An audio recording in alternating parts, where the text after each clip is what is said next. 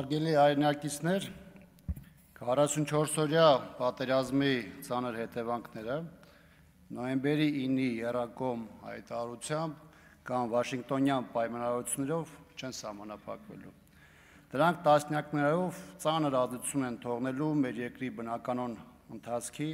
նրա շուրջ ձևավորվող անվտանգության միջավայրի,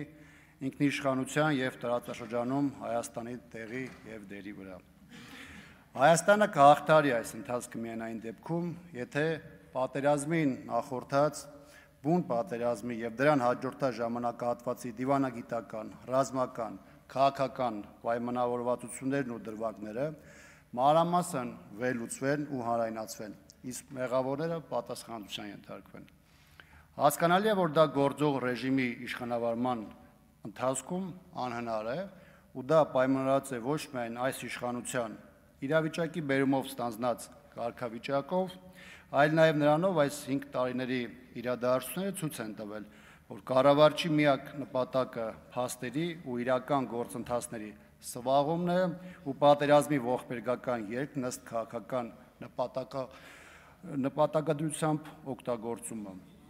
Պատերազմից 5 տարի անց պարտության գլխավոր պատասխանատուները ոչ թե բանտում են, այլ հոխորտում են, սպառնում են, շանտաժ են ենթարկում սեփական հասարակությանը և որպես օրակարգ դիտարկում ոչ թե պատերազմի հանգամանքների պարզումն ու դրանից բխող իրավական գործընթացները, այլ իշխանության երկարաձգումը։ Այս շղթայական պարտությունները մեր երկրին բերել և կանգնեցրել են մի կետում,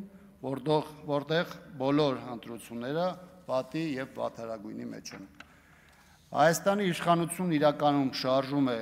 կախյալ Հայաստանի կոնցեպտով, որտեղ առաջնայինը ոչ թե երկրի պետական և ազգային շահերն են, այլ նեղ կուսակցականը։ Գործող կառավարչին այլևս հետաքրքիր չէ սեփական երկրի ինքնիշխանությունը,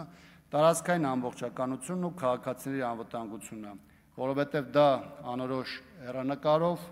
արդեն արտապատվիրակված է երրորդ կողմին և որում ինքն ունի բացառապես լուռ լսելու և կատարելու գործառույթ։